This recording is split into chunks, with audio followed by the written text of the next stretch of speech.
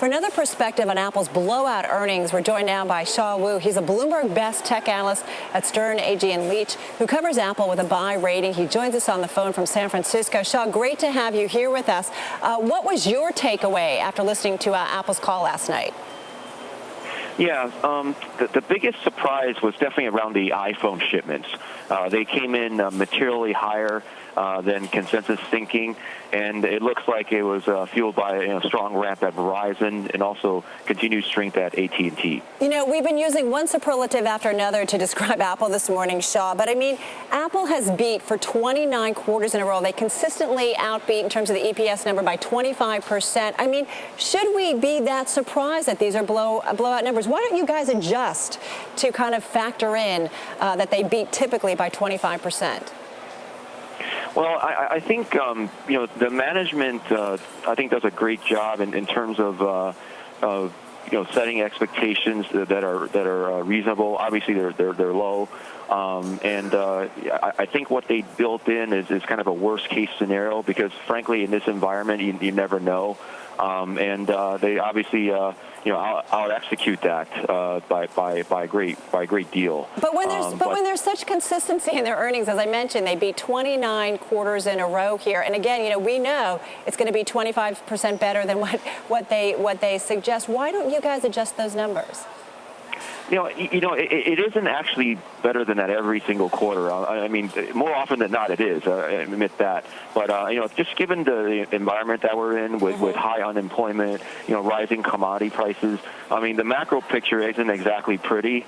And I think it's prudent to be conservative in this environment. Let's talk about the outlook because there's been concerns about the impact of Japan, concerns about component shortages. Is that going to be a problem, you think, in subsequent quarters here?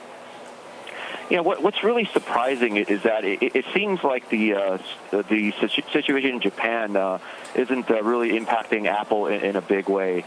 It seems like the deal that they cut in terms of components they talked about 2 quarters ago. This is the it seems like that's providing them some protection in this environment.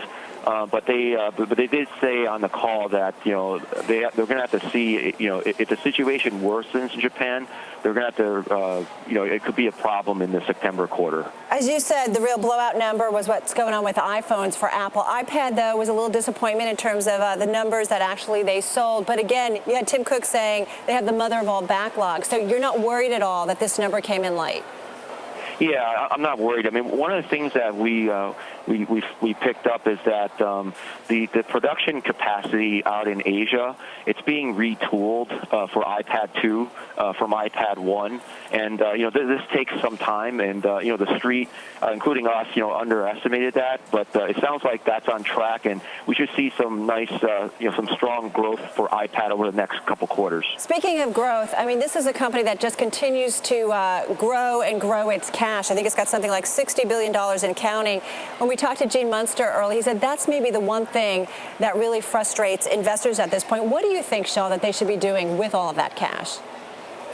Well, one of the things that they really, use the cash for, and this actually helps explain why they're somewhat immune, to the component environment, is that they use their strong balance sheet to pre-buy components, and this actually helped them. Deal with the Japan situation better than most companies. So, I suspect that this is something they're going to continue to do. But another possibility, we talked about this before, is they should consider paying a dividend. That returns cash to shareholders directly. Got it. We have to leave it on that note. Shaw, thank you so much. Shaw Wu, he's a Bloomberg Best. He's an analyst over at Sterne, Agee and Leach. He covers Apple with a buy rating. Most analysts, in fact, that cover Apple have that buy rating.